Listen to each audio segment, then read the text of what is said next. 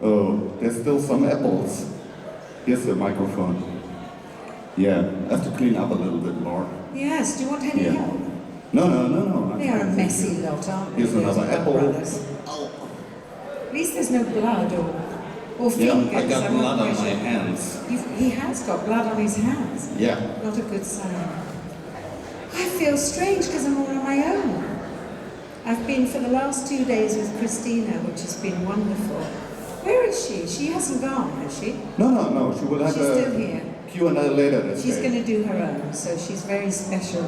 Hopefully you'll come and see her and ask her some questions and things. I think he's got a few questions for me, maybe some surprises, I don't know. I like a surprise.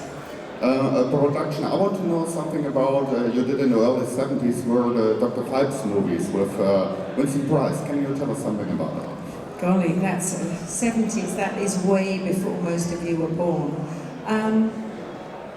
That was an amazing time for me, an amazing time, because I was lucky enough to have a contract with Hammer Films, and I had a year's contract, and I was the Robert Faust of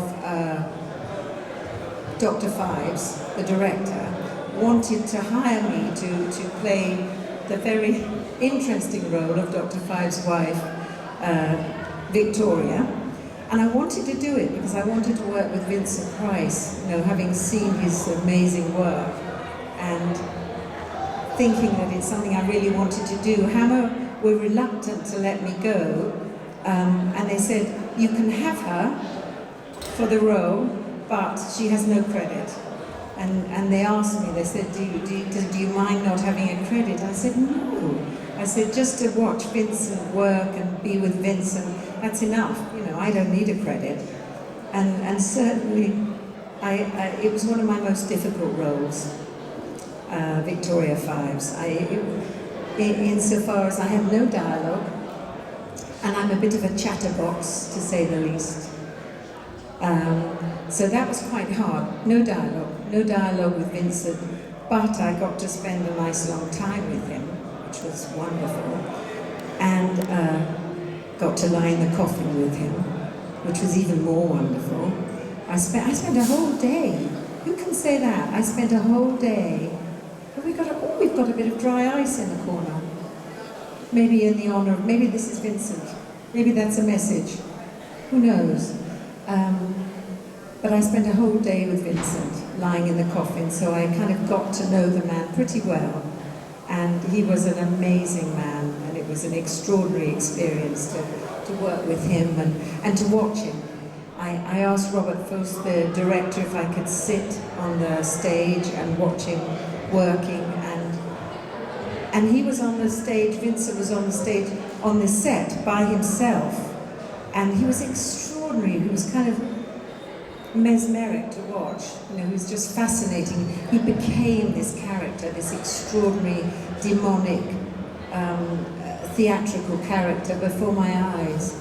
He, in fact, it was just the sweetest man to work with, very funny.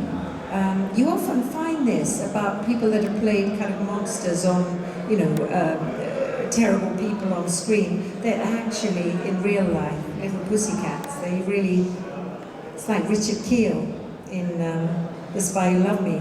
Richard is 7'2", and I'm not tiny, but he makes me look quite petite, and he's the gentlest man that you'll ever meet, and I think a few of you have met Richard. I think he's been over here. Have you met Richard?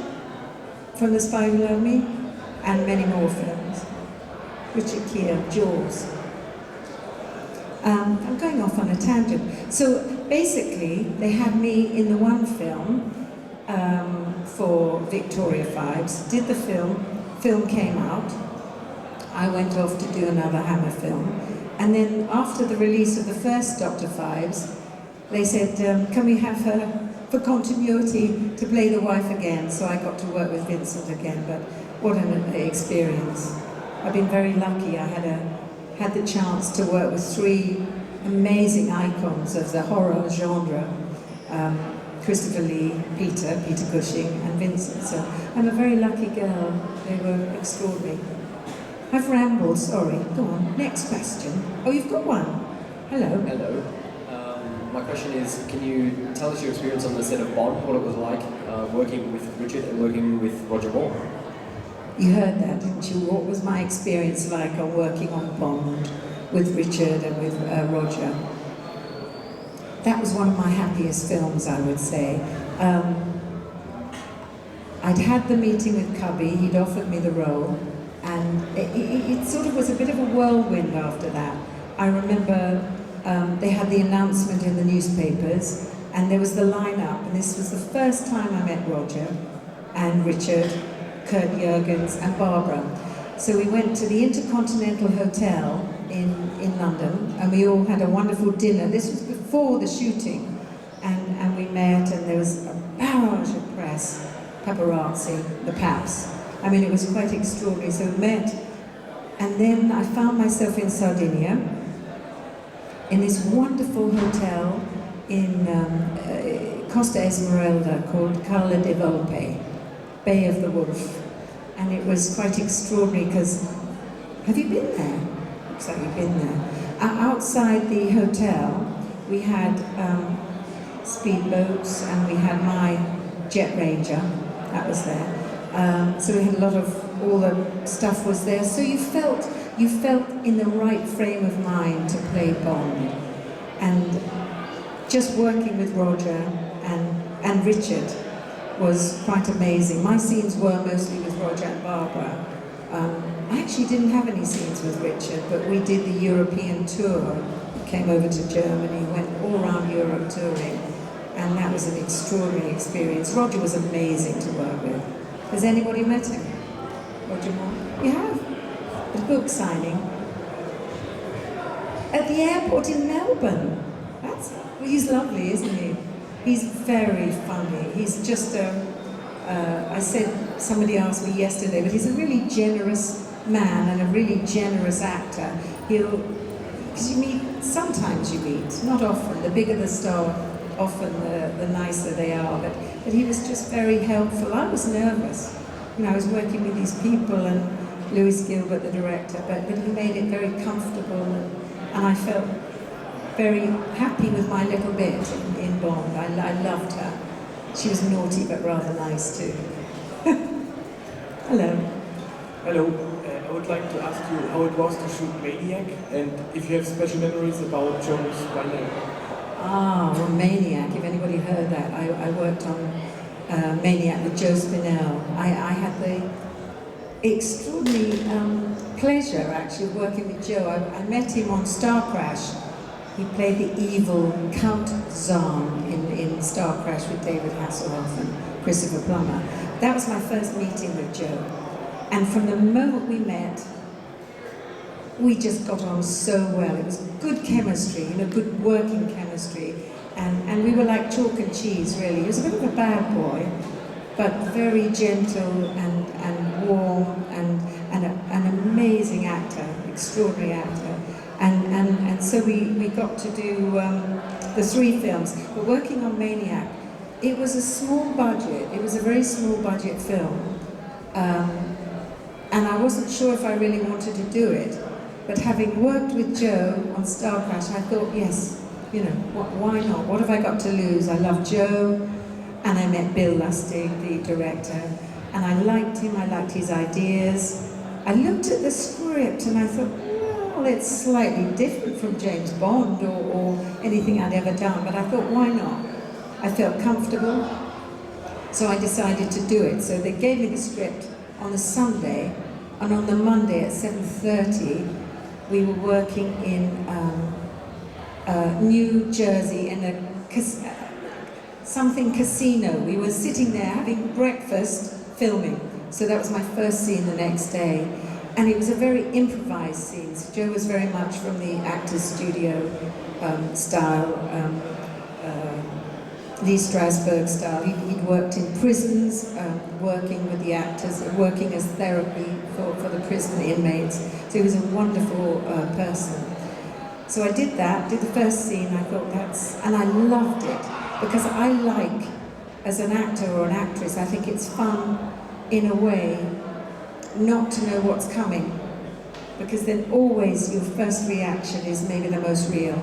So I'm not a naturally, haven't been to stage school or drama school or any of that, but my learning has been good or bad on screen.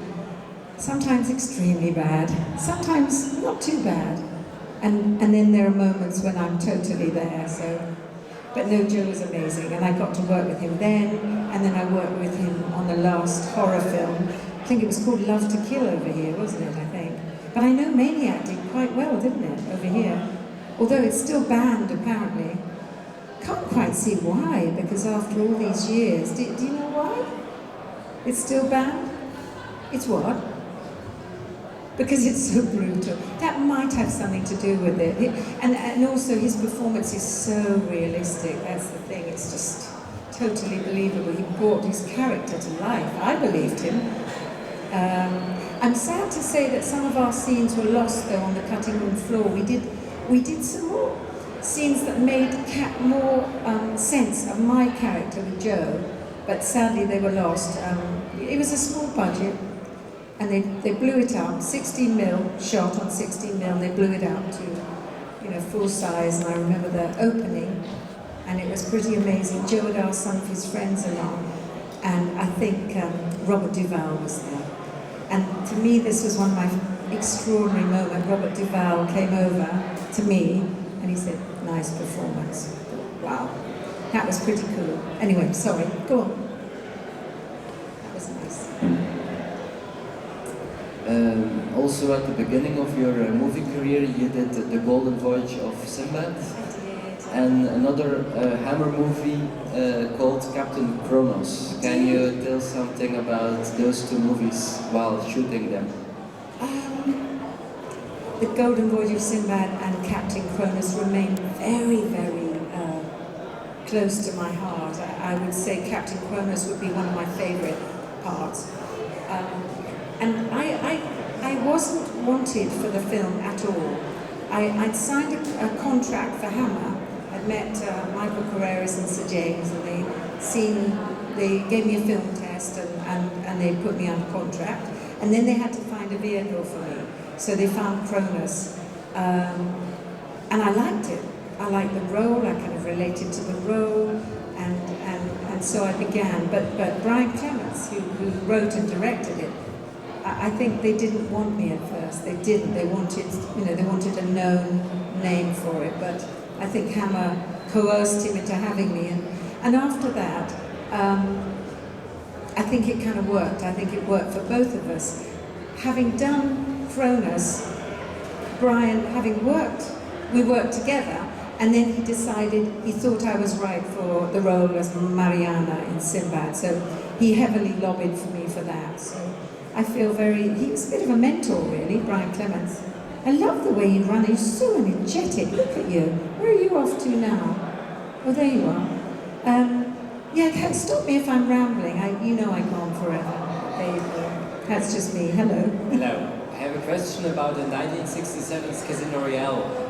You had a part in it, and there was so much directors, so much actors, and I have written about it. There was so much chaos on the set. Can you tell us something about that movie? Well, I wouldn't really call mine a part. It was a blink, more like a blink, but I was an extra.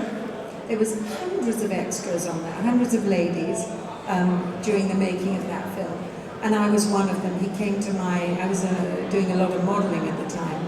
And the production came to my modelling agency and said, yeah, we'll have you, not you. So we were kind of picked that way. It was just at random. But that was my really first entree into realising, I thought, yes, I like this. But I would sit on the set a lot of the time. I was right at the back row. I was a guard girl in that, and I was right at the back row, but they used a lot of the photographs of me in the costume for some reason. So everybody thinks I was in it, quite a lot, but I really wasn't. But I learned a lot. Our director was Val Guest, and as you say, many other directors. I didn't notice the chaos, because I was very young. But I would watch. There was Woody Allen a lot in the scenes, and we had David Niven. So to me, seeing all these extraordinary people at my young age and no experience was just, wonderful. But I didn't notice the chaos. Not till after did I realise all the money spent and all the different directors. But how they got it put together and in one piece, and a pretty good piece with all the different directions. I don't know how they did that, but it was quite a good film, wasn't it? Quite fun, pure spoof. So I will always say it's my second Bond film. But thank you, nice question. Sorry. Our time is nearly up. I have a final question. I read in your biography that I've never seen it, but starred in an episode of the New Avengers. Yes. Can you tell us something about that? Oh, that was super, the New Avengers. Again, it was Brian Clemens who wrote most of the screenplays for New Avengers, and he thought I might be right for a little bit of an adversary against Joanna Lumley. And I'd worked with Joanna. We were modelling together way back, in the 60s. We did a lot of work together, so it was brilliant to be working with her. And we got to do a little bit of play, kind of kick fighting, which we really enjoyed. But of course her role was Purdy, and of course she had to win, and she was such a goodie in that. And I was naughty, but I didn't get a chance to have a really good go at her. But she's amazing, Joanna. She is ad fab big over here. Brilliant, isn't it? So good. She's just a lovely lady. But that was my bit in that. And I think I'm going to be booted off now, but I think you were brilliant, and I hope you've all had a wonderful weekend, because we have. We've had an absolutely wonderful time. You've been warm and fabulous, and thank you for being here. Thank you very much. Dankeschön. Ladies and gentlemen, Miss Caroline Munro. Thank you so much.